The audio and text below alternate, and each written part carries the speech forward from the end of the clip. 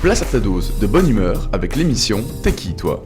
Clap along if you feel like happiness is the truth.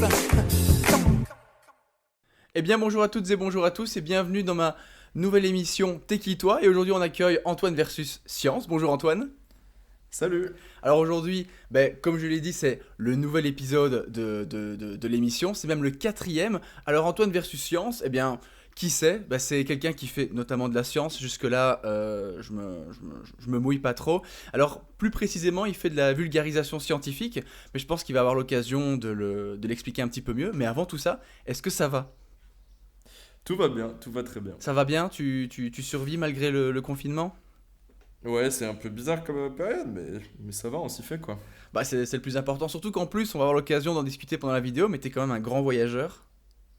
Ouais, je suis pas en France maintenant. Ouais, donc ça peut un peu... Enfin, c'est toujours déroutant quand tu voyages beaucoup de te retrouver un peu coincé chez toi. Mais bon, il faut voir le positif là où il y en a. Du coup, aujourd'hui, on se retrouve pour cette vidéo. Ça nous donne l'occasion de faire cette vidéo, ce podcast audio, pour être plus exact. Alors, du coup, pour les gens qui ne te connaissent pas, qui es-tu? Qu'est-ce que tu fais dans la vie? Vas-y, dis-nous tout. Ok, allez, je vais me présenter. Je m'appelle Antoine Salin, je suis étudiant en physique en Suisse. Je suis d'origine française. Depuis 4 ans, j'habitais en Suisse et maintenant, ça fait depuis 1 an que j'habite en Israël. Qu'est-ce que je peux raconter? J'ai une chaîne de vulgarisation scientifique où je parle de science, de physique et de plein de trucs. Et je suis aussi un grand passionné de musique. Ouh, c'est marrant parce que la personne que j'ai interviewée juste avant, Atlas, est notamment aussi Ouais. passionnée de musique. Donc j'ai l'impression que j'ai l'impression que c'est un peu le fil rouge de mes podcasts. Donc j'interviewe que des gens qui aiment la musique, alors que moi j'y connais rien du tout à chaque fois. Donc c'est toujours quelque chose. Ah mais ça c'est top. Du coup, tu vis en Israël là depuis 1 an, alors c'est ça? Ouais, ça fait depuis octobre que je suis en Israël et je fais un échange universitaire. Un quoi. Erasmus? Ouais, c'est pas Erasmus du coup parce que ni la Suisse ni Israël sont dans l'Union européenne, Yes.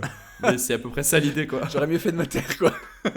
non, non, mais techniquement c'est à peu près ça. Ça fait partie d'un truc qui s'appelle Erasmus+, Ok. jusqu'à ce que les Suisses décident de quitter Erasmus+, donc maintenant c'est juste au bol quoi. Ok, donc mais c'est un échange étudiant et du coup tu fais une année d'études donc à Israël. T'es en quelle année du coup alors? Là je vais finir mon bachelor, je suis en 3e année. Ok. J'ai redoublé ma première année, donc techniquement c'est ma 4e, Ouais. mais ouais, c'est ma 3e quoi. Et puis après t'enchaîneras sur un master alors je suppose. Ouais, c'est encore assez flou, mais normalement, ouais. Suspense. Bon, on va revenir un petit peu sur ta chaîne YouTube. Alors, du coup, comme tu l'as expliqué, tu fais notamment de la vulgarisation scientifique. Alors, Ouais, ce qu'il faut savoir aussi, les gens doivent connaître la vérité, c'est que tu n'as pas fait que de la vulgarisation scientifique. Il y Non. a eu justement, t'as un passé un peu différent au final, mais qui est classique à beaucoup de gens, notamment le mien aussi, hein, par exemple. Comment est-ce que tu t'es dit, donc à l'époque tu faisais du jeu vidéo, comment est-ce que tu t'es dit, je fais du jeu vidéo, puis j'arrête et je fais des vidéos sur la science? C'est complètement différent. Bah, écoute, je me rappelle pas tellement comment la transition s'est faite, mais je sais que au final, ma chaîne avait complètement ralenti, quoi. J'avais l'impression d'être arrivé au bout de quelque chose, tu vois. Ouais. Et puis je me suis dit, bon, bah vas-y, il faut que je fasse quelque chose de nouveau. Tu sais, c'est à une époque où t'es jeune, t'es encore au lycée, etc. Et tu t'arrives pas à voir YouTube comme un truc pro, t'arrives pas à créer le lien dans ta tête entre si ta chaîne elle marche pas trop, c'est juste qu'il faut bosser, il faut le prendre comme un job quoi, Mhm. te mettre à fond dessus et du coup tu sais, tu te dis juste ouais bon allez je vais tenter un peu autre chose, etc. C'est marrant de voir comment ma perspective de YouTube a complètement changé avec le temps quoi. Ah bah oui, clairement, parce que du coup, le jeu vidéo et la science, c'est vraiment deux choses différentes.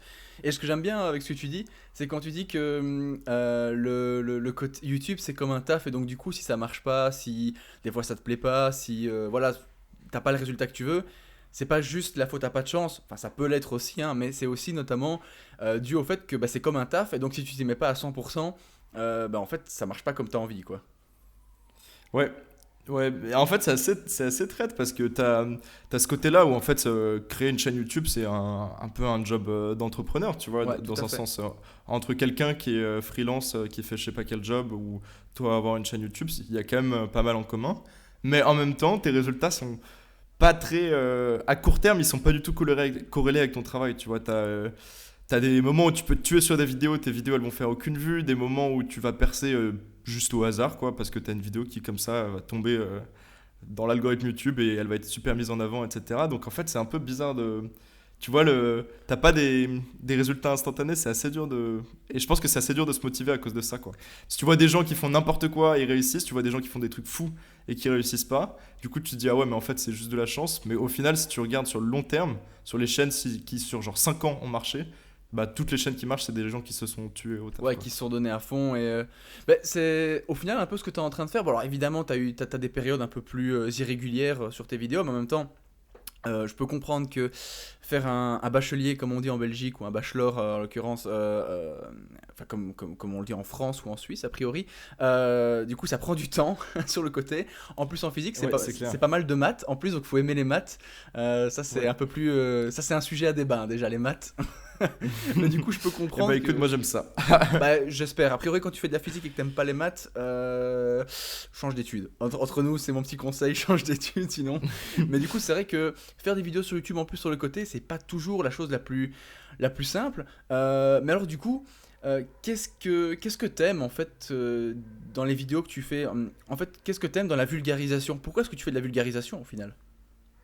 Je pense que c'est vraiment hyper important de faire la vulgarisation. Moi, clairement, je m'en cache pas, il y a un truc qui m'a vraiment, vraiment inspiré sur l'idée de la vulgarisation, c'est Fred et Jamy, c'est pas sorcier. Je me dis que, Hmm.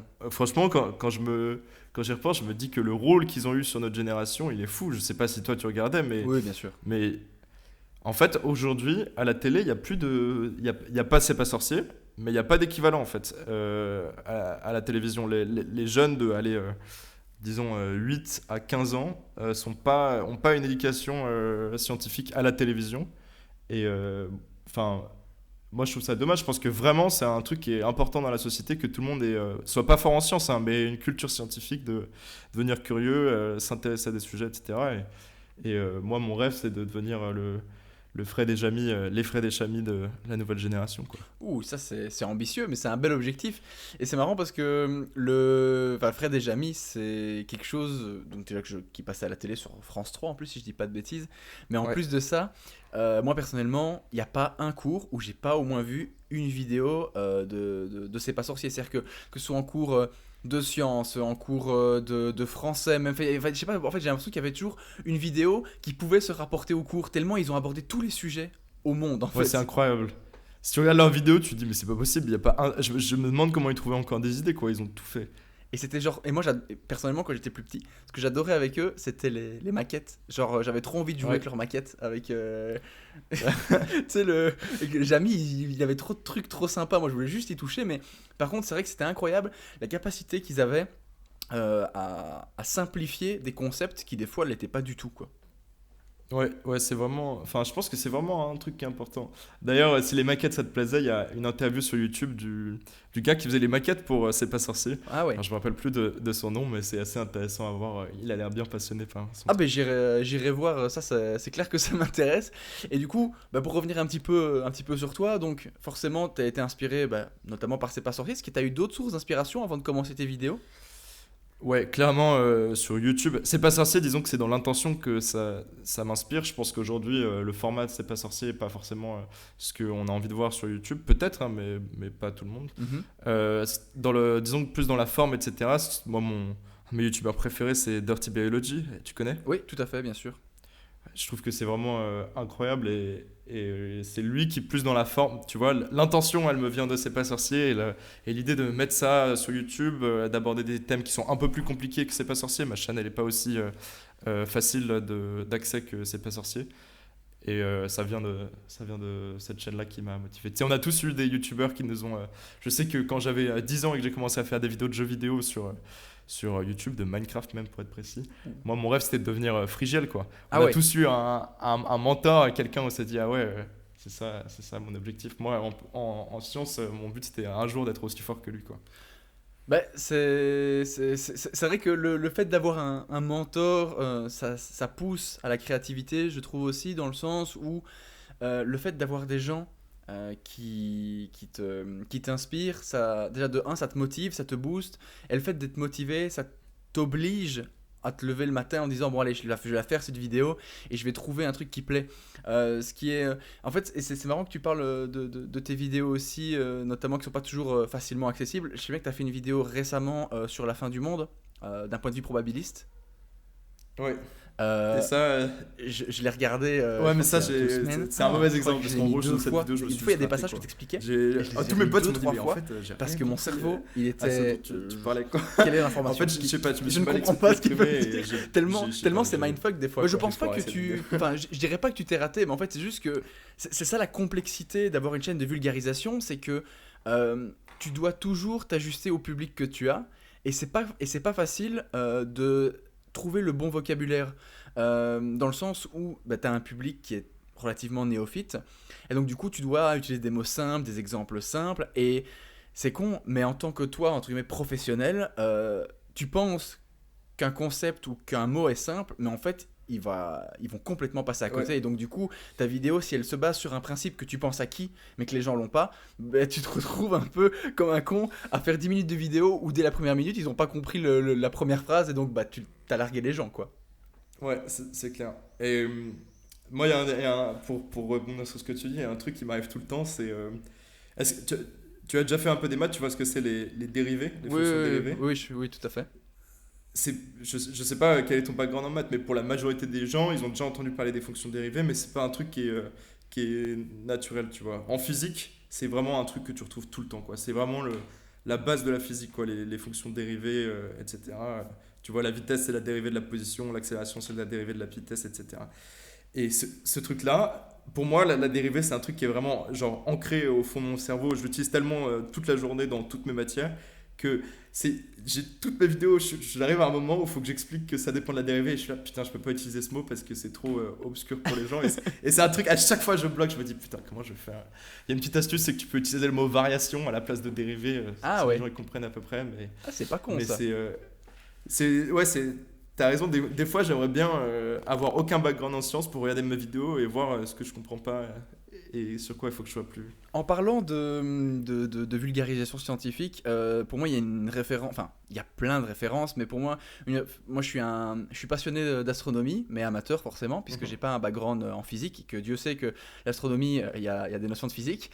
Alors du coup, moi j'ai lu le livre Une brève histoire de temps de Stephen Hawking. Yes. Qui est, je trouve, en vulgarisation scientifique. Enfin, c'est Stephen Hawking, pour les gens qui ne le connaissent pas, c'est quelqu'un qui pèse relativement, enfin qui pesait du coup dans le monde de l'astronomie, notamment avec avec tous les concepts qu'il a apportés, notamment au niveau des trous noirs et ainsi de suite. Donc un très grand physicien. Et il a été capable en fait d'écrire un livre de 250 pages en expliquant des années, enfin des dizaines d'années de recherche à un public, un peu monsieur, madame, tout le monde, en fait moi qui n'ai pas du tout de background, mais même en lisant ça, des fois, je te rassure tout de suite, il y a des notions qu'il aborde en physique qui sont clairement, il faut quand même des bases, je veux dire, c'est quand même très compliqué, enfin, c'est pas aussi simple que ce qu'il aurait aimé que ça soit, en fait, je pense, sincèrement. Mais tu sais, je crois aussi des fois que. Je sais pas si t'as remarqué, mais il y a pas mal de bonnes vulgarisations qui, en général, au début tu comprends, et au bout d'un moment, en fait, ça devient de plus en plus technique au fur et à mesure, et il y a un moment où tu lâches. Donc tu vas lâcher plus tard si t'as un bon niveau, mais même si t'as un très bon niveau, il y a un moment à partir duquel tu comprends plus. Et je crois qu'en fait, les gens, ils aiment bien aussi des fois se rendre compte qu'il y a tout un univers qu'ils ont encore à découvrir, s'ils ont compris d'où ça venait, tu vois ce que je veux dire? Ouais, tout à fait. Avant avoir les bases et je me rends compte que moi des fois ça me fait marrer de regarder des vidéos de maths ou de trucs comme ça sur YouTube où en fait je comprends rien, c'est beaucoup trop compliqué, mais je me dis ah putain c'est cool. Ah bah écoute, chacun son kiff, hein. Mais écoute, en tout cas, Non mais mais après moi en tout cas c'est rassurant, enfin j'espère pouvoir te rassurer en disant que si même Stephen Hawking n'a pas été capable entre guillemets d'écrire un livre de 250 pages abordable de A à Z, c'est pas grave si sur une vidéo des fois tu peux te planter un peu, y a pas de stress, c'est pas pour autant que ça en fait une mauvaise vidéo et c'est pas pour autant que c'est un mauvais livre, c'est juste que le public, tu dois rester constant sur tout le long du livre, tout le long de ta vidéo, et à un moment donné, bah, tu peux décrocher des gens parce que juste... ouais. En fait, mais je reste convaincu qu'il y a des notions qui sont impossible à simplifier au plus simple. Je veux dire, à un moment donné, tu peux pas commencer à expliquer de la physique quantique, des choses comme ça. Enfin, peut-être que Marvel essaye de le faire avec les Avengers, mais ça, c'est un autre problème. Mais sinon, de manière générale, c'est des concepts qui sont quand même très compliqués, qui sont très complexes et qu'on n'arrive pas toujours à simplifier au plus simple, quoi.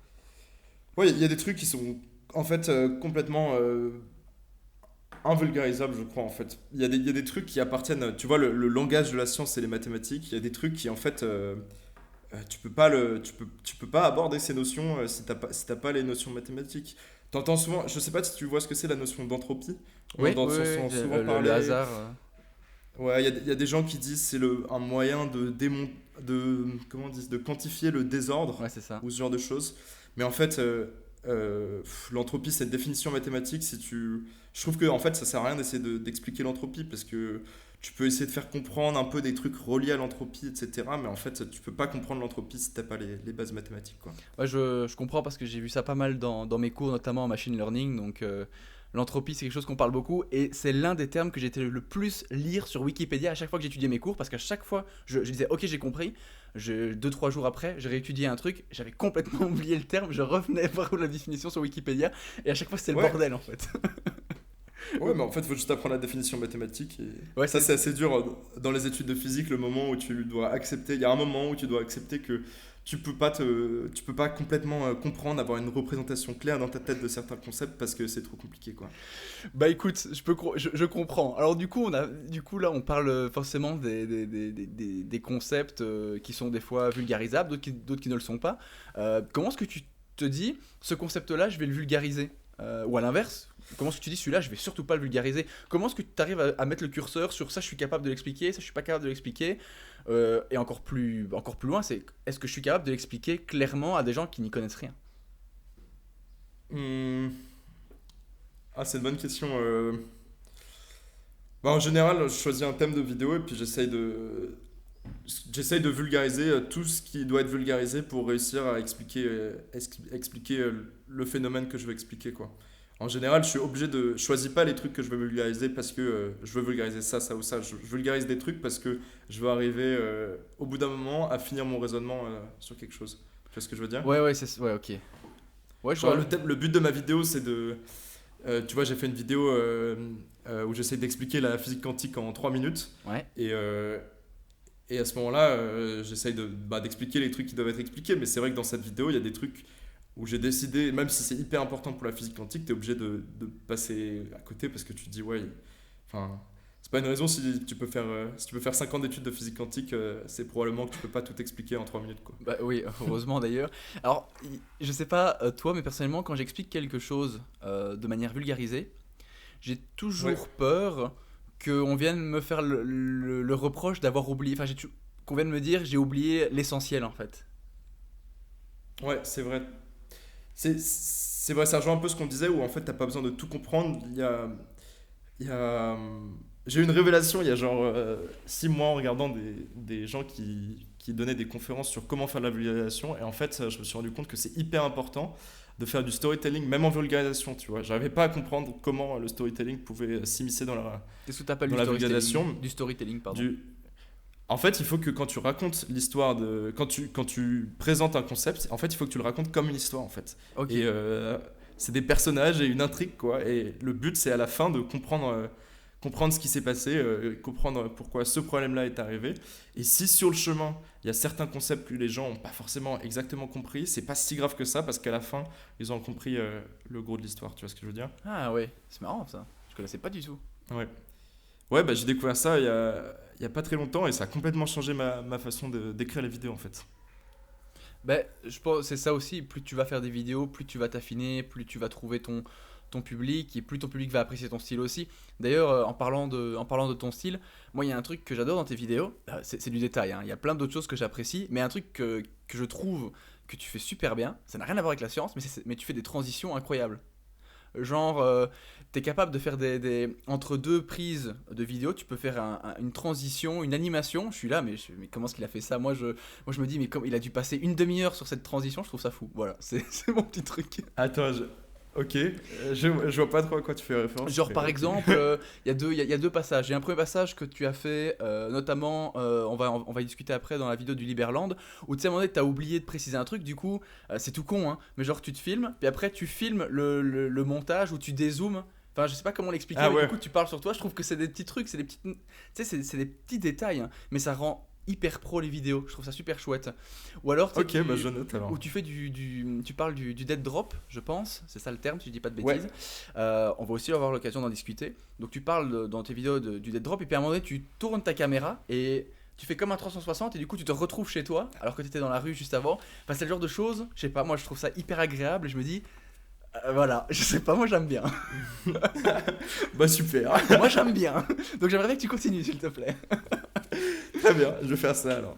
Mais non, ça c'est vraiment top. Ce genre, tu sais, je trouve que c'est comme ça aussi que tu te démarques sur YouTube. Parce que évidemment, tu as ton concept, tu as la vulgarisation, tu as ton domaine. Mais en plus de ça, il y a chacun ses petites spécificités. Par exemple, tu parlais de Dirty Biology. Il fait pas forcément, il fait pas du tout les mêmes types de vidéos que toi au final. Il vulgarise, mais quand quand j'ai regardé une vidéo par exemple de Dirty Biology sur, je pense qu'il en a fait une sur le coronavirus récemment. C'est pas du tout la même façon. Le montage est pas du tout la même. Et donc au final, c'est chacun son style. Et ça, je trouve qu'avoir ton style, c'est hyper bien aussi, quoi. Ouais, c'est clair, il y a vraiment plein de manières de faire de la vulgarisation et c'est aussi là. En fait, tu peux être hyper créatif, quoi. Il y a pas une seule manière de. Tu vois, il y a des gens qui gardent ça assez sobre et des gens qui font des trucs de fou. Et je sais pas si tu connais la chaîne Vsauce, c'est une grosse chaîne américaine. Oui, il y a eu plein de mèmes en Eux, plus. c'est fou, quoi. Vraiment, t'as l'impression que. Et donc, ils font de la vulgarisation et t'as l'impression qu'au niveau de la réalisation, ils s'éclatent, quoi. Ils font tout et n'importe quoi et à chaque fois, ça passe, quoi. À chaque fois, ça prend du sens. Bah, tant que ça passe, c'est le plus important au final. Ouais, ils sont trop forts. Et pourquoi les sciences? Pourquoi tu as décidé de faire des études dans la physique, en plus particulier, en plus précis, hein, parce que les sciences c'est très vaste. Pourquoi tu as décidé du coup de faire de la physique? Qu'est-ce que tu aimes bien en fait dans les sciences? Et pourquoi t'as pas fait des études littéraires en fait, par exemple? Ouais, bah j'avais pensé en plus à faire des études littéraires, c'était une option qui se fermait pas. Mais non, j'ai toujours été passionné de sciences depuis que je suis petit. Et puis la physique, c'est un choix parmi d'autres. Ça aurait pu être autre chose, j'aurais pu faire autre chose. Mais ouais, vraiment depuis que je suis petit, j'ai été passionné de sciences, etc. Je pense que je suis très curieux. Je suis à la fois très curieux et aussi j'ai des raisonnements qui sont très rationalistes. Tu vois, je suis pas quelqu'un de. Rêveur. Tu vois, dans mes raisonnements, je laisse peu de place à mes émotions. Alors, des fois, ça fait de moi un psychopathe, mais vu que ça correspond bien à la méthode scientifique, quoi. Oui, c'est ce que j'allais dire, c'est très scientifique, hein. Un théorème, c'est pas, voilà, t'as pas vraiment, voilà, c'est d'un point A à point B et puis c'est bon, quoi. Ouais, disons que je suis pas très sensible à des arguments qui sont pas rationalistes, quoi. Ok. Et donc du coup, tu t'es dit, voilà, je préfère les sciences et la physique, du coup, en particulier. Qu'est-ce que tu as envie de faire, en fait? C'est quoi tes objectifs avec la physique? Parce que la physique aussi, on dirait pas, mais il y a énormément de débouchés, parce que la physique, c'est tellement la base de plein de choses. Donc qu'est-ce que tu as envie de faire après, en fait, avec ce background de physicien? Là, c'est la question que je suis en train de me poser en direct, quoi. J'étais au téléphone avec des potes hier pour parler de ça, justement.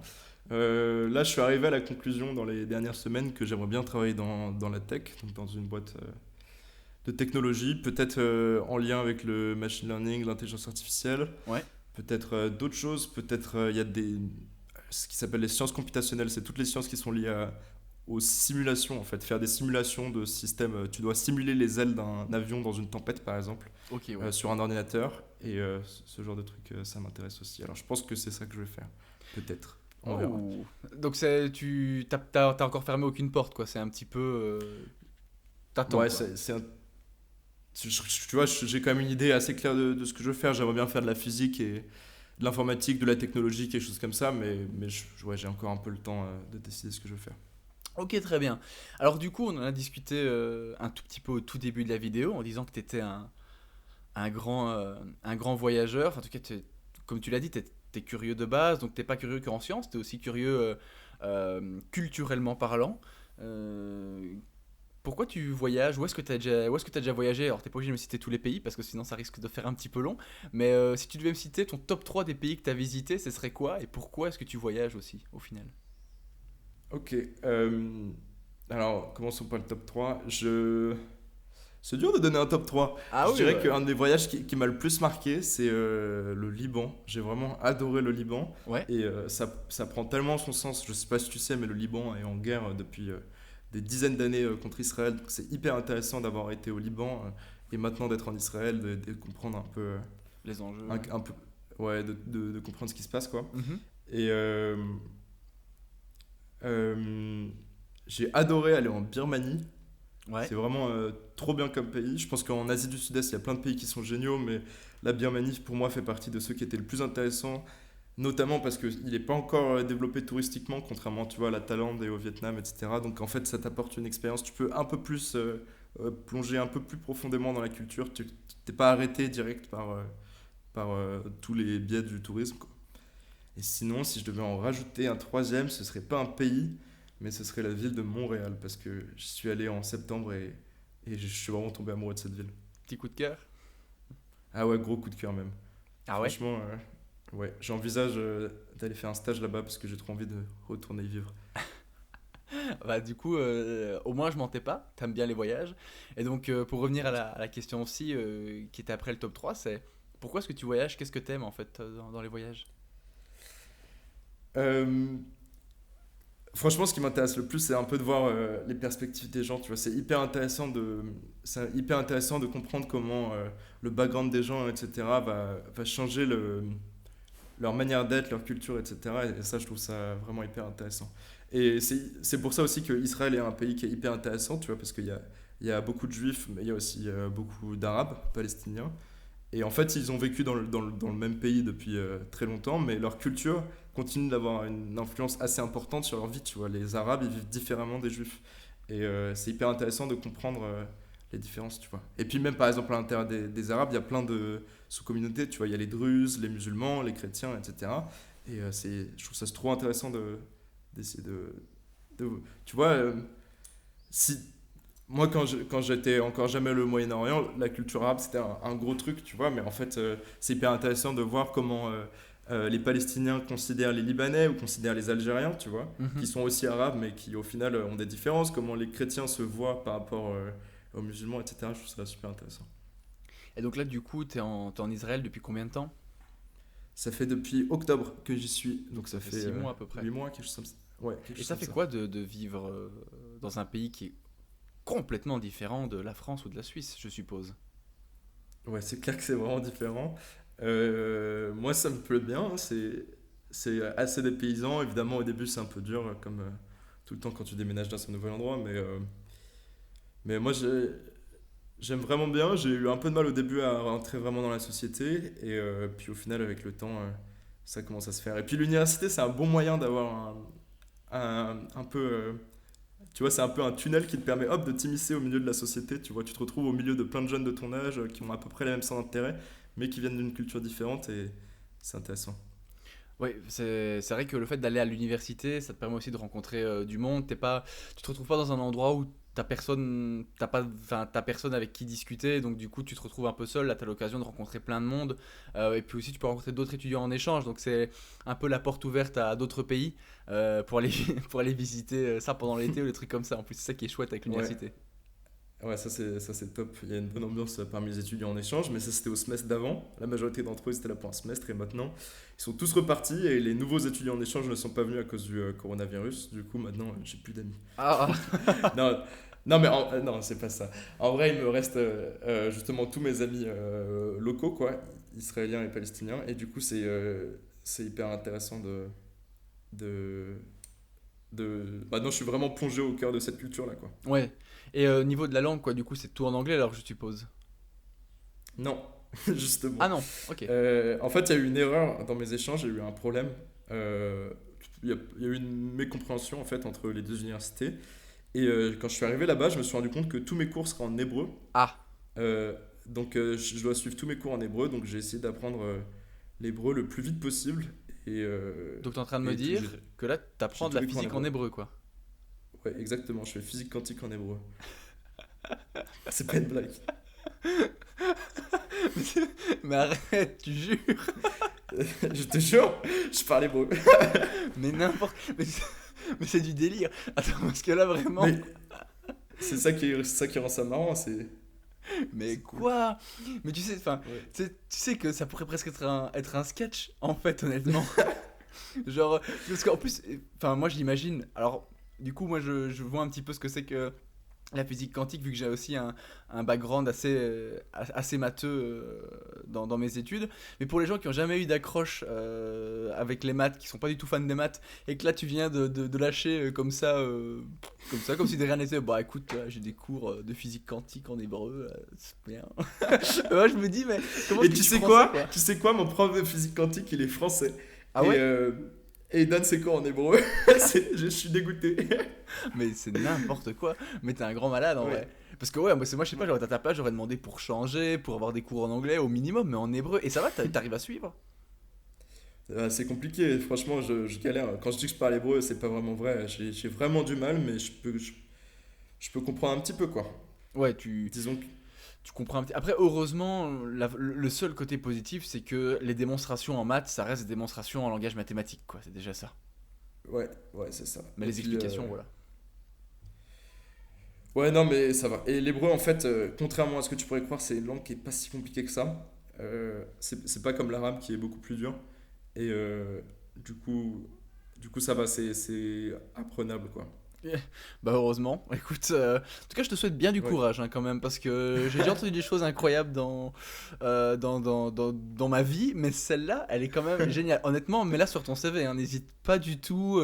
Tu devrais commencer toutes tes vidéos en disant salut, moi j'apprends la physique quantique en hébreu. Maintenant, place à la vidéo.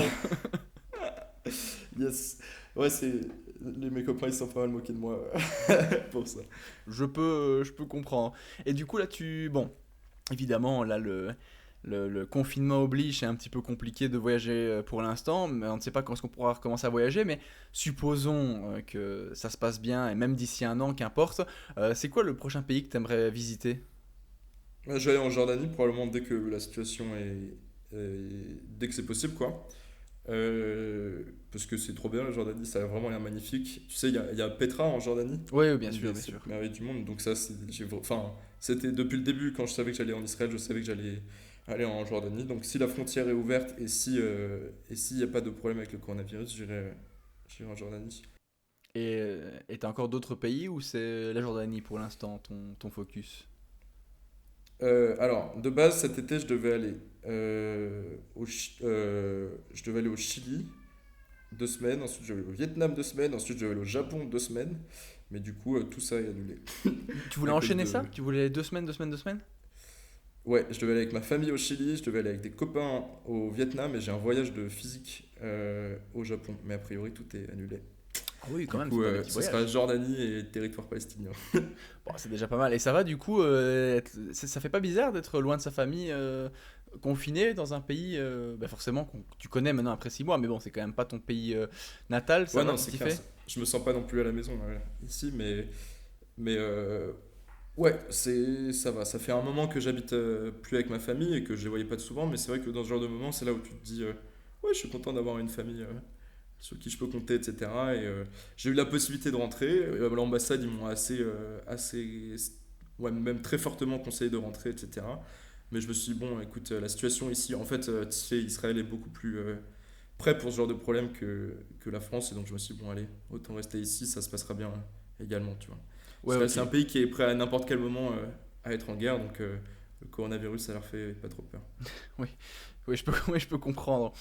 Euh, alors, du coup, vu qu'on a parlé de voyage, t'as parlé du Liban en disant que c'était vraiment ton gros coup de cœur. Et si tu nous t'expliquais un petit peu aux gens comment tu t'es retrouvé à chercher une clé USB au Liban, du coup. Ok, alors, sur ma chaîne YouTube, il y a un thème sur lequel j'ai fait des vidéos plusieurs fois, c'est quelque chose qui s'appelle les dead drops. En fait, c'est un projet international où l'idée c'est de cacher des clés USB partout dans le monde. En fait, n'importe qui peut en cacher et tu mets la position sur internet sur le site de dead drop. Et en fait, n'importe qui peut aller trouver cette clé USB. En général, elle va être plâtrée dans un mur ou quelque chose comme ça. Et tu mets ton ordinateur, tu le colles au mur et tu te connectes à la clé USB. Tu peux mettre n'importe quoi sur la clé USB et tu peux récupérer n'importe quoi sur la clé USB. C'est un peu comme tu sais, le système des dead drop, c'est le mot pour tu sais, les boîtes aux lettres des espions où ils se déposaient des papiers pour communiquer, tu vois ce que je veux dire? Ouais, ouais, tout à fait. Et boîte aux lettres mortes. Et en fait, c'est le même principe, mais appliqué aux clés USB. Donc, ce truc-là, j'avais fait plusieurs vidéos dessus, en France, en Suisse, etc. Et puis, j'ai profité d'être au Liban en voyage et je me suis rendu compte qu'il y en avait un seul au Liban. Et du coup, je me suis dit, allez, on va aller le voir, ça va faire une vidéo un peu aventure. C'était sympa et c'était dans un endroit qui est assez. C'est un endroit qui est assez chaud. L'endroit où il y avait la clé USB, c'était pas. L'ouest du Liban est assez safe, mais l'est du Liban est pas contrôlé par l'armée, il est contrôlé par le Hezbollah. Tu vois ce que c'est? C'est Oui, une oui. organisation terroriste. Leur but, c'est de détruire Israël, en gros. Et du coup, c'était pas l'endroit le plus safe du monde, mais ça allait. Au final, on n'a pas eu de problème. T'as quand même pas peur, toi, d'aller. En plus, je pense que ce genre d'endroit, c'est déconseillé, voire même interdit par l'ambassade française d'aller dans ce genre d'endroit, non? Non, c'est pas interdit, mais c'est les zones. Tu sais, t'as les zones vertes, jaunes, orange, rouge. Là, c'est purement rouge. Parce que c'est la frontière avec la Syrie, en fait. L'endroit où il y avait la clé USB, c'était à 3 km de la Syrie, en gros. Yes. Ouais, ouais, mais. Enfin, tu vois, ça reste safe quand même. Il faut pas Oui. psychoter. Mais j'ai pas du tout parlé de ça dans la vidéo parce qu'à cette époque-là, j'étais en train de demander mon visa pour Israël. Et si tu dis que t'étais à cet endroit-là, c'est pas top pour le visa. Non, je peux comprendre. Ouais. Du coup, t'as pas menti, t'as juste pas tout dit, c'est tout. J'ai juste pas tout dit. Mais c'est quand même, je trouve ça incroyable de se dire que tu pars au Liban et toi tu te dis, je vais chercher une clé USB quand même. Ouais, bah, écoute, ça prenait sens dans ma chaîne YouTube. C'était pas la première fois que je le faisais. Je sais pas si je l'aurais fait si c'était la première fois que. Tu vois, je sais pas si la première fois que je serais allé chercher une clé USB comme ça aurait été là-bas, quoi. Bah, c'est vrai que cette vidéo-là, t'as aussi fait ça, du coup, comme tu l'as dit, à Paris et en Suisse. Ce qui est plutôt marrant, c'est que celle que t'as faite à Paris, tu as notamment trouvé un numéro de téléphone de quelqu'un que tu as appelé. Ah oui, c'est vrai, j'avais oublié. Ouais. Ouais, j'ai fait ça. Dans la clé USB, il y avait des poèmes. Et puis à la fin des poèmes, la personne qui les avait écrits avait mis son numéro de téléphone en disant ouais, vous pouvez m'appeler s'il vous plaît. Et puis j'ai appelé Elle la est- personne Et la personne était contente que tu l'appelles parce que tu étais pardon, la première personne à appeler, à faire le numéro, quoi. Ouais, c'est ça. Ouais, elle était marrante. C'était une ado qui était super sympa, super gentille. Bah ça c'est, tu sais que ce genre de concept, ça me fait penser un peu au geocaching. Je sais pas si tu vois le... Ouais, exactement. Bah, c'est un peu la version, comment dire, la version digitale du Ouais, c'est géocaching. ça, informatisé, ouais. Mm. Il y Bah, a, il y a quand même une dimension désolé de t'interrompre. Il y a quand Non, même pas une de souci. dimension dans les dead drops qui est assez engagée pour la protection des données, tu vois. Il y a une idée que l'idée de ça, c'est un peu de pouvoir créer un réseau de partage de fichiers, etc., hors ligne, qui n'est Mhm. pas du tout sous la surveillance des États ou des. En fait, tu vois, si tu poses ton fichier là-dessus, le seul moyen d'avoir accès à ce fichier-là, c'est de se connecter. Ouais, c'est ça, ouais, C'est t'as USB. t'as pas le Big Brother, entre guillemets, Mhm. Ouais, c'est ça. qui Alors, je sais pas te si ça a regarde. vraiment. Je sais pas si ça a vraiment un effet. Hein. Je pense pas que ce soit vraiment très utile pour combattre comment dire, l'espionnage des données, mais c'est la symbolique, quoi. Oui, mais je crois que c'est le côté un peu... Enfin, moi, je trouve ça super cool de se dire que t'as mis un fichier qui est disponible sur une clé USB perdue dans une cave d'un bar à Paris. Donc, je crois que c'est aussi un peu le... Bah, je sais pas, ça change du quotidien, quoi. Ça casse la routine. Et t'as un peu ce côté, oui, voilà, un peu film d'espion, un peu James Bond. Ouais, c'est Tout se trouve sur cette clé USB, elle va s'autodétruire dans 2 minutes, tu vois, un peu ce système. c'est une petite aventure du quotidien. Ouais, c'est ça. Euh, bon, alors, t'as voyagé, mais on n'a pas parlé d'un voyage que j'ai trouvé incroyable. Alors, honnêtement, j'avais laissé, je pense, un commentaire sur cette vidéo, mais je tenais à le redire ici. Cette vidéo, je l'ai adorée. C'est ta vidéo que tu as fait au Liberland. Euh, Ouais, merci beaucoup. Ça, honnêtement, la qualité est top. Honnêtement, en fait, c'est super drôle parce que j'ai plein de choses à dire dessus. La première chose que je vais dire, c'est que t'as un petit côté rebelle qu'on retrouve dans tes vidéos parce que là, t'as parlé du fait que tu t'es retrouvé presque à la frontière syrienne dans une zone déconseillée au Liban. Tu pouvais pas utiliser un drone, t'as utilisé un drone dans la vidéo au Liberland. Tu vois, t'aimes bien jouer avec les frontières, des limites, c'est- tu vois. Mais en plus, j'aime bien les frontières. Enfin, je sais pas, c'est un truc qui est. Donc du coup, voilà, ça m'avait fait beaucoup rire quand tu dis je peux pas le faire et puis 2 secondes après on doit le faire. C'est le genre de choses assez fou. Alors évidemment, commençons par le commencement. Qu'est-ce que c'est que le Liberland? Alors, c'est un pays C'est un pays, c'est un grand mot de dire un pays. C'est une communauté d'activistes qui essaye de créer un nouveau pays, en fait, à la frontière entre la Serbie et la Croatie. Et il y a je peux te dire que cette explication, j'ai donné un bon nombre de fois à tous mes copains qui me disaient mais qu'est-ce que tu vas faire là-bas là? En fait, c'est la frontière entre ces deux pays, elle est assez mal définie, il y a des problèmes avec la frontière. Et il y a des petites zones qui sont un peu contestées, etc. Il y a ce gars-là qui est arrivé, qui s'est dit, bon, bah, je vais essayer de foutre mon pays ici, et mon pays sera complètement libertarien. C'est-à-dire il essaye de créer un État, en gros, où tu peux tout faire, quoi. Enfin, les lois préservent au maximum les libertés des gens à un niveau qui est extrême.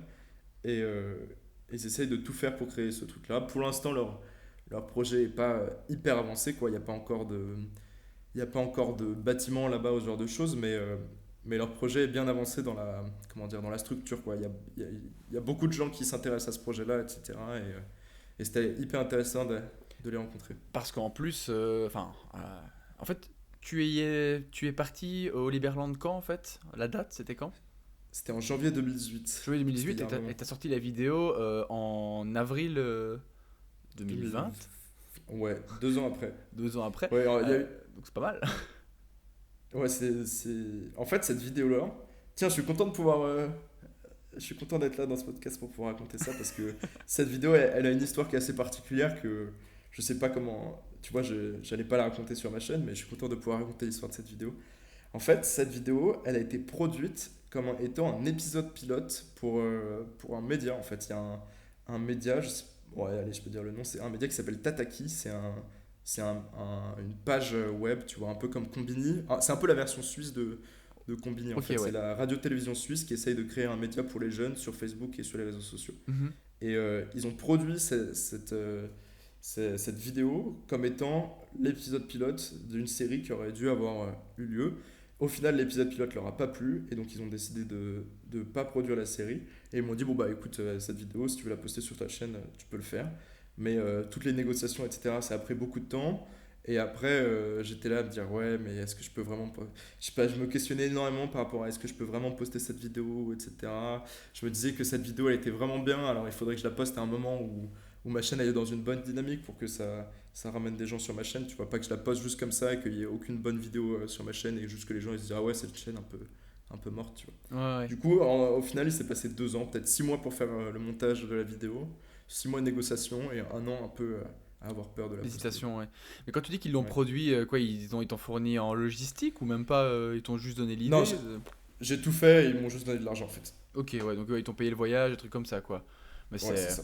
c'est con parce que quand on regarde un petit peu les statistiques de ta chaîne, elle a cartonné. Enfin, je veux dire, statistiquement par rapport à ta chaîne, c'est un super bon démarrage pour une vidéo comme ça, je trouve, honnêtement. Ouais, ouais, elle a super bien marché et ouais, peut-être Eh ben, que- j'en connais quelques-uns qui vont se mordre les doigts d'ici quelques mois encore parce que franchement, ça passe super bien. C'est 15 minutes et là, pour les gens qui ne l'ont pas encore vu, et je suppose qu'ils te connaissent s'ils écoutent ce podcast, mais il faut vraiment aller le voir. Du coup, j'avais demandé quand est-ce que tu avais tourné cet épisode-là.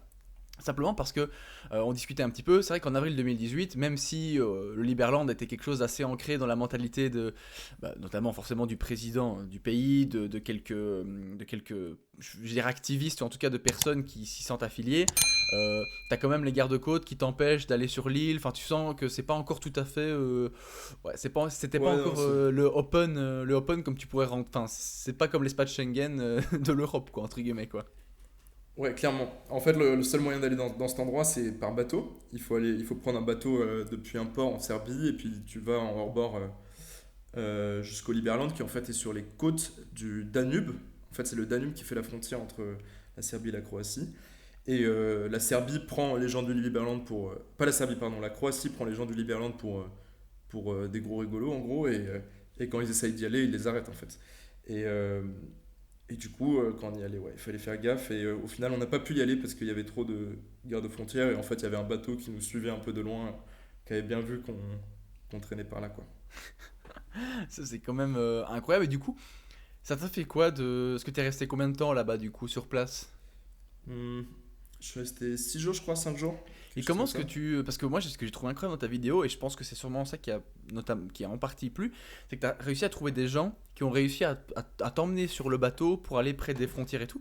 Comment est-ce que tu... Déjà, le Liberland, c'est pas non plus... moi, personnellement, j'en avais jamais entendu parler avant. Donc, tu découvres un pays qui sort de nulle part, et tu arrives à trouver des gens qui ont un bateau qui peuvent t'y emmener. Comment tu arrives à trouver des gens comme ça? Alors déjà, les gens qui ont ce bateau-là, c'est des gens qui sont des sympathisants du Liberland. Ils aiment bien l'idée, tu vois, ils font partie de l'organisation de loin, quoi. Et alors, l'organisation du... Il faut savoir qu'en fait, cette vidéo, elle s'est fait vraiment un peu à l'arrache. Au début, une des raisons aussi pour laquelle ça n'a pas trop plu à ce média, ce truc-là, c'est qu'au début, c'est pas du tout ce que j'avais prévu de faire. Je comptais vraiment faire un truc de vulgarisation scientifique chez moi. Je pensais tourner un truc en Suisse, etc. Et à la fin, je me suis dit, non, mais c'est trop bête. Il me file un bon budget pour faire cette vidéo. Il faut que je fasse la meilleure vidéo de ma vie, quoi. Et du coup, j'ai appelé Julien, mon ami de toujours, avec qui j'ai fait toutes mes vidéos. Et j'ai dit, bon, allez, viens, on va faire ça. Et ça, quand on s'est appelé, quand on a décidé de faire ça, c'était 3 jours avant qu'on y soit, en fait. En Ok. 3 jours, on a pris un avion, etc. Sachant que moi, j'étais dans ma période d'examen, donc je dis, écoute, je peux pas m'en occuper, là, j'ai mon examen demain, il faut que tu t'occupes de tout. Et Julien a pris des vols, a essayé de contacter plein de gens, personne nous a répondu. Et en fait, on arrivait, on était en train d'aller à l'aéroport à Paris, etc., aller vers là-bas, et on avait mais aucun contact, on avait rien ni personne, tu vois. Et littéralement, notre technique, on envoyait des mails à toutes les organisations officielles, mais tu connais ce genre de truc, ça met tout, tu sais, tu vas chercher dans la page contact des sites internet, le mail, t'envoies un mail et tu reçois jamais de réponse, quoi. C'est tout Ouais, comme la ça. classique. Et du coup, on a pris les posts du Liberland et on regardait qui avait liké les posts, tu vois. Tu sais, tu peux voir Ok, sur ouais, Facebook. ouais. Et on ajoutait en amis tous les gens qui avaient liké des posts du Liberland, tu vois. Donc on ajoutait littéralement des centaines de personnes et on envoyait des messages à la chaîne sur Messenger, genre salut, je veux aller au Liberland, dis-moi si tu connais quelqu'un là-bas, etc. Et en 1 heure et demie, on était en contact avec le président du Liberland. Ouais, parce que tu l'as eu, ça faut le dire, hein. Tu l'as eu sur Skype, enfin tu l'as eu en audio vidéo quoi. Ouais, ouais. Ouais, bah au final, on a assez vite réussi à. Parce que tu vois, t'envoies un message, 90% des gens ils disent bah non, j'ai juste liké cette page Facebook, qu'est-ce que tu m'emmerdes. Mais t'as 10% des gens qui disent ouais, j'ai un pote qui allait là-bas il y a 2 ans, tu devrais peut-être lui envoyer un message. Et t'envoies un message au pote, il dit ah ouais, quand j'étais là-bas, j'ai rencontré ce gars-là, je sais qu'il a été. Une fois, il a parlé au président. Et au final, de personne en personne et de. Message Messenger à des comptes un peu chelous, de comptes un peu chelous, tu te retrouves à parler aux bonnes personnes Et tu parles au et, président. et ouais, voilà. Et Et... c'est là que je me suis. Enfin, c'est là que je me suis rendu compte de la puissance des réseaux sociaux, quoi. Tu te dis, ouais, ça sert à rien, ces gros sites internet où tu reçois jamais de réponse, il faut bourriner les réseaux sociaux, quoi. Et fun fact, le Liberland a une chaîne YouTube et ils sont venus commenter ta vidéo. Yes! Et ils ont mis un petit commentaire bien sympa. Ouais, D'ailleurs, cool. ils ont mis un commentaire, ils ont l'air d'avoir bien apprécié. Et là, je me dis que s'ils ont bien apprécié, c'est peut-être que j'ai été pas assez méchant. Tu vois ce que je veux dire? De quoi? J'avais un peu. Je sais pas, leur idée, elle est quand même. Il y a quand même des trucs un peu douteux, tu vois. Mais moi, ma vidéo, elle était surtout centrée sur le fait que c'est une idée qui est assez marrante, etc. Et en fait, je me rends compte que j'aurais peut-être dû être un peu plus incisif avec ce qu'ils font. Bah, je pense qu'au final, t'as eu un parti pris qui était, voilà, t'aurais très bien pu être dans la critique et enfin, dans la critique constructive en soi en disant, bah voilà, ils veulent créer un pays en partant de zéro, en se basant sur des crypto-monnaies, des trucs comme ça. Enfin bref, tu peux commencer à dire, bah voilà, votre idée, elle est chelou et tout, mais là, t'as juste posé le cadre en fait. T'as juste dit, bah voilà ce qui s'y passe, voilà comment ça fonctionne. Et c'est pas plus mal aussi de proposer ce genre de vidéo parce que comme ça aussi, bah, où d'habitude t'expliques toujours plein de choses pour comprendre, là tu poses juste le cadre, t'expliques comment ça se passe, mais tu ne donnes pas vraiment de solution, c'est juste regarder ce qui s'y passe.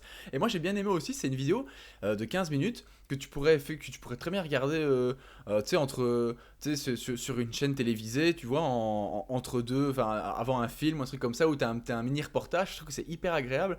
Et bah, je pense que qu'il pourrait clairement avoir une V2 de ce truc-là où tu vas visiter le pays, hein. Moi, je serais preneur, hein. Clairement. Ouais, bah, écoute, pourquoi pas. Moi, mon but, c'est clairement de faire une série qui s'inspire de cet épisode. J'espère vraiment que cette vidéo, ce sera la première d'une longue série, quoi. Ouais, parce qu'en plus, c'est vrai que tu pourras aussi très bien dériver ça. T'as vu, j'ai utilisé le terme dérivé, hein. Hop là, c'est Ouais. c'est placé. Hop, ça passe. Tu pourrais très bien dériver ça aussi sur d'autres concepts où tu présentes un peu des idées folles que plein de gens ont eues ou que tu penses impensables et pourtant les gens le font, quoi. Tu vois, c'est. Ouais, bah, c'est clairement mon idée, c'est ce que j'aimerais faire. Maintenant, le problème, c'est Ah, que bah c'est top ça. soit je fais ça, ouais, soit je fais ça à une échelle qui est un peu plus restreinte, soit il me faut de l'argent. Du financement, du financement, du financement. L'avantage, l'avantage, je sais pas, mais les chaînes de vulgarisation scientifique ont souvent une communauté qui est. Plus tu grandis, plus ta communauté est forte. Je trouve que t'as une communauté qui peut être très fidèle dans ce type de chaîne. Et du coup, c'est le genre de communauté qui sont capables tu sais, de soutenir ça financièrement avec des Ulule ou des. Je sais plus, enfin, tu sais, le financement participatif Ouais. en fait. Du Tipeee. Ouais, les Tipeee, Ouais, voilà, merci. possiblement.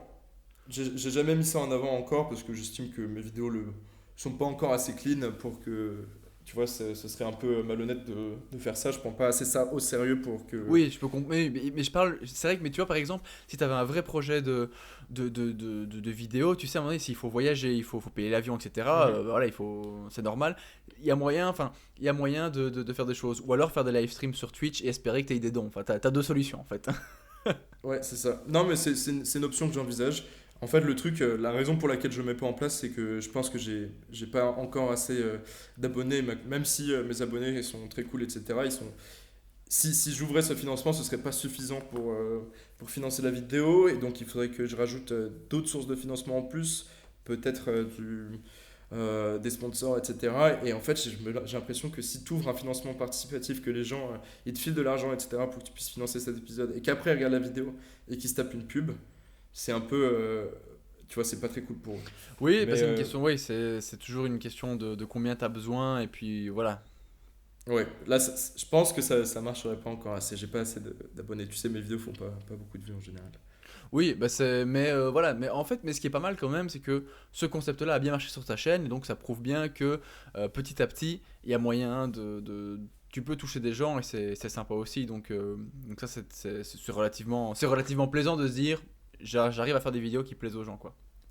Écoute, moi, mon plan, mon rêve, ce serait que dans un an, tu vois, que je continue à produire des vidéos comme ça, et que dans un an, j'ai rassemblé assez de gens, par je sais pas encore quel financement, je continue de produire des vidéos comme ça, et que disons dans un an peut-être, j'ai réuni assez de gens sur ma chaîne pour que je leur dise, bon bah écoutez, là j'ai dû chercher des financements comme ça, mettre des pubs, faire appel à cet organisme-là ou je sais pas quoi. Mhm. Maintenant, je rêverais d'être complètement indépendant. Est-ce que juste vous pouvez financer cette série et avoir juste moi faire mes vidéos pour ma communauté et être complètement indépendant? Ce serait un rêve, mais on y est Bah, encore. c'est un bel objectif et c'est faisable, hein. Pourquoi pas. Ouais, pourquoi pas. Mais Une autre c'est vidéo. c'est pas fait. Une autre vidéo qui m'a plu et qui n'a absolument rien à voir, mais c'est le genre de concept que j'aime bien, c'était 365 secondes de 2019. Yes. C'est tout con comme idée. Il y a plein de gens, tu sais, il y a des gens qui ont, pour expliquer un petit peu le contexte aux gens, c'est juste que tu as filmé une seconde tous les jours de ta vie. Donc ça peut être toi, ça peut être un moment, ça peut être... voilà, c'est une seconde par rapport à une journée. Et vu que tu voyages beaucoup, ben, on peut voir que tu as été dans quelques pays en 2019.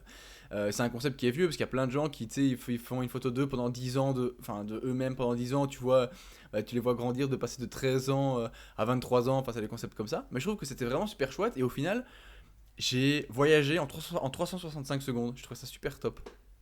Ouais, j'ai adoré faire ce truc-là. C'est vraiment un truc qui m'a trop plu. C'est tout con comme principe. C'est évidemment pas moi qui l'ai inventé en fait.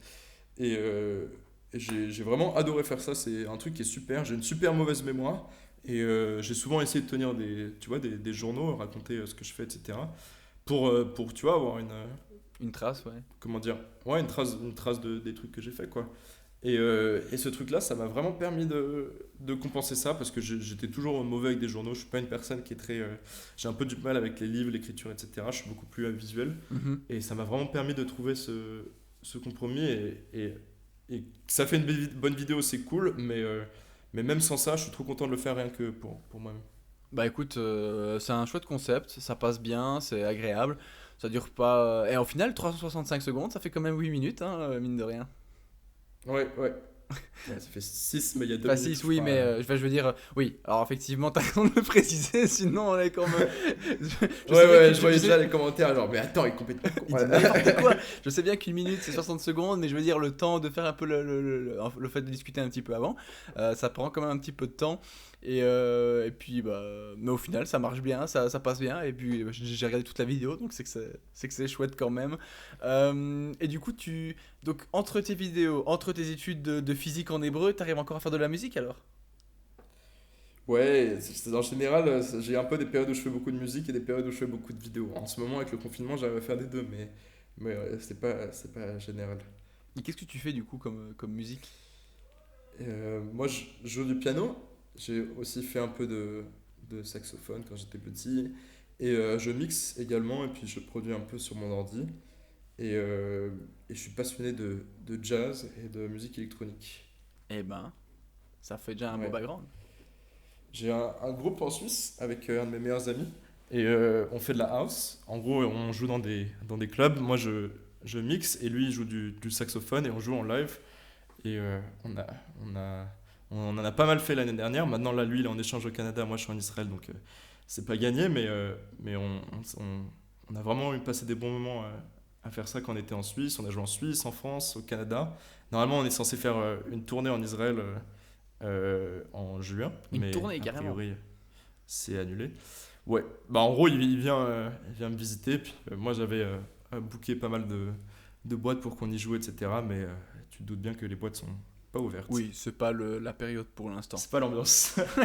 C'est pas tout à fait le Ouais, moment. on sait déjà même pas s'il va pouvoir me visiter, donc Oui. c'est un peu clairement mis en parenthèse. Et toi, du coup, tu restes du côté d'Israël jusqu'au quand?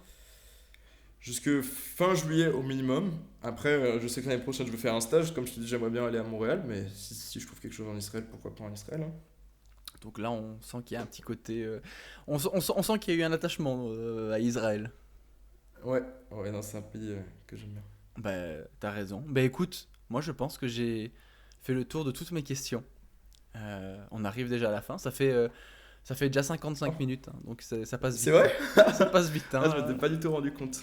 C'est juste qu'à un moment donné, je me dis qu'il faut toujours s'arrêter, sinon je pourrais te poser des questions sur toutes tes vidéos, mais je me dis à un moment donné, faut savoir dire stop. Par contre, ce qui est sûr et certain, c'est que en vue de tout ce que t'as raconté, il y a encore, je suppose, et j'en suis certain même, plein de bonnes choses qui vont arriver sur ta chaîne, en espérant que tu atteignes tes objectifs dans l'année, enfin dans plus d'un an, pour que tu puisses être indépendamment financièrement pour faire tes séries et ainsi de suite. C'est un bel objectif que tu t'es fixé et c'est pas impossible, hein, il faut juste, comme tu l'as dit au tout début de la vidéo, il faut travailler pour ça. Ouais, va falloir se mettre là. Mais c'est pas impossible et au final, bah, c'est toujours marrant de découvrir des youtubeurs un peu dans ton style aussi parce que toutes les personnes que j'ai interviewées pour l'instant ont vraiment des styles différents. Et donc c'est incroyable, je trouve qu'il y a une richesse sur YouTube qui est vraiment mais qui est hyper plaisante. T'en parlais tout à l'heure en disant, enfin on parlait justement de C'est pas sorcier, qu'il n'y avait plus vraiment de vulgarisation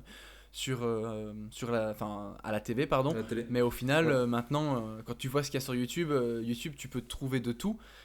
J'ai interviewé 4 personnes, il n'y a pas un style le même, et donc je sais bien que la 5e personne que j'irai interviewer ne fera sûrement pas la même chose non plus. Et moi, en plus, ça m'oblige, en fait, du coup, à aller regarder les vidéos des gens. Et donc, du coup, j'apprends plein de choses aussi, c'est hyper intéressant. Donc, bah, moi, je suis super content que YouTube puisse proposer autant de contenus différents. Ouais. Moi, je trouve que c'est vraiment un bel endroit. Si YouTube était une maison, ce serait une belle maison. Du coup, avant de se quitter, tu as 2 missions. La première mission, c'est d'inciter si tu as une chaîne à recommander, alors peut-être pas forcément une immense, mais si tu as quelqu'un que tu aimes bien et que tu veux recommander, ça peut être sympa pour que les gens puissent découvrir d'autres choses. Ça peut être le même style que toi, un style complètement différent. Ok, alors attends. Euh, Bon, écoute, c'est facile, hein. Mais moi, je vais recommander la chaîne de Snaptrox. J'imagine Ah. que tu la connais. Oui. C'est pas une petite chaîne et c'est pas notre podcast qui va lui apporter beaucoup de visibilité. C'est sûr. Mais vu que c'est le sang, eh ben, on lui doit bien ça. C'est vrai Et que c'est une chaîne qui est super marrante. C'est un gars qui est trop drôle et qui est complètement. Genre la chaîne, c'est comment on dit, du sarcasme de A à Z, quoi. Il n'y a pas un seul moment où il est sérieux et ça fait plaisir euh, d'entendre ça un peu de temps en temps, quoi. Bah, peut-être qu'un jour on l'accueillera dans l'émission et comme ça j'aurais fait toute la idol parce que avant de se quitter, je pense que c'est quand même important de préciser aux gens une petite chose quand même, c'est que à l'époque, quand on a parlé du fait que tu faisais du jeu vidéo, tu étais notamment, tu t'appelais pas Antoine Versus Science, tu t'appelais Snuff. Yes. Snuff Gaming, avec notamment Snaptrox, avec Snaptrox que tu viens de recommander, qui est l'un des seuls à ne pas avoir changé de pseudo. Et puis Lucior Gaming, ça on a l'occasion d'en discuter dans le podcast avec le Lucas Studio. Au final, la idol qui a quand même bien tenu avec le temps. Et bah au final, ouais, c'est assez beau de voir que on est encore là, on fait tous des trucs différents et ça fait plaisir de voir que tout le monde a pris des chemins différents, que tu vois, même si on n'est plus là à jouer aux jeux vidéo ensemble et à faire des conneries, après tout, c'est peut-être plutôt pas mal qu'on soit plus là à faire des vidéos de conneries sur des jeux vidéo et qu'on ait tous trouvé nos voies et que j'ai l'impression que tout le monde est heureux dans ce qu'il fait. Donc je trouve que ça fait plaisir de voir que tout le monde comme ça a réussi à trouver le truc, tu vois, affiné sur ce qu'il voulait faire, quoi. Bah c'est super chouette de se dire que tu as rencontré des gens il y a super longtemps, bah là il y a bien 7 ans, 7-8 ans, et que 8 ans plus tard, tu discutes encore un petit peu avec, tu es toujours pote avec, tu discutes encore un petit peu, des fois forcément les amitiés sont plus les mêmes, parce que bah, forcément quand tu changes d'horizon, t'as plus toujours l'occasion de discuter tout le temps, de jouer tout le temps au même jeu non plus, mais c'est vraiment incroyable de se dire que malgré les années, tout le monde a réussi à trouver sa voie comme tu l'as dit, et chacun fait un style dans lequel il s'épanouit, et les carrières sont tellement différentes, et bah, moi je trouve ça incroyable de se dire que si j'avais su que je serais en train de faire un podcast audio avec toi aujourd'hui, alors qu'il y a 8 ans, on faisait des vidéos sur GTA V, je suis pas certain, enfin il y a 7 ans plutôt, je suis pas certain que j'aurais misé 1 euro, tu vois, même pas 1 euro. Et qu'est-ce qu'on fera dans 7 ans? Oui, bah, ça sera la question de la fin de la vidéo. Qu'est-ce qu'on fera dans 7 ans? Je ne veux, honnêtement, j'ose même pas me poser la question parce que quand on sait que des fois demain tout peut changer en 24 heures, alors en 7 ans, bah, ça peut changer des millions de fois. Donc heureusement d'ailleurs, parce que sinon, si la vie était linéaire, on se ferait chier grave. La dernière Ouais. chose qui te reste à faire, c'est de donner un mot que les gens pourront placer en commentaire s'ils tiennent jusqu'ici. Ils sont rares, hein, les gens qui Oh. tiennent jusqu'ici, mais s'ils tiennent jusqu'ici, bah, eh bien, donne un mot qu'ils devront placer en commentaire.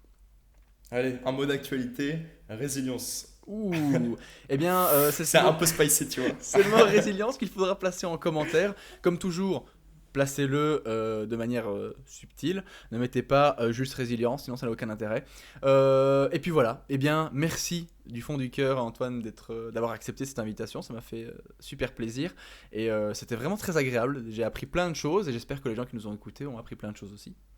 Ouais, merci beaucoup à toi de m'avoir invité. Bah, avec grand plaisir. Et puis, moi, il me reste du coup à vous dire une bonne journée, une bonne soirée. J'espère que vous avez passé un très bon moment. Comme je l'ai dit, moi, j'ai passé un super bon moment, mais j'espère que c'est le cas de votre côté. N'hésitez pas à vous abonner, que ça soit à la chaîne d'Antoine ou à la mienne. Activez la cloche, c'est très important, la cloche, hein, on ne le répétera jamais assez. Et puis, évidemment, à venir nous follow sur les réseaux sociaux, que ce soit Instagram, Twitter, tout se trouve dans la description. Voilà, moi j'ai aussi terminé de parler, je vais boire un coup d'eau parce que je suis desséché. Je suis desséché. Bon allez, merci beaucoup Antoine, passe une très bonne journée et encore un tout grand merci. Salut. Allez, à plus tout le monde, ciao ciao.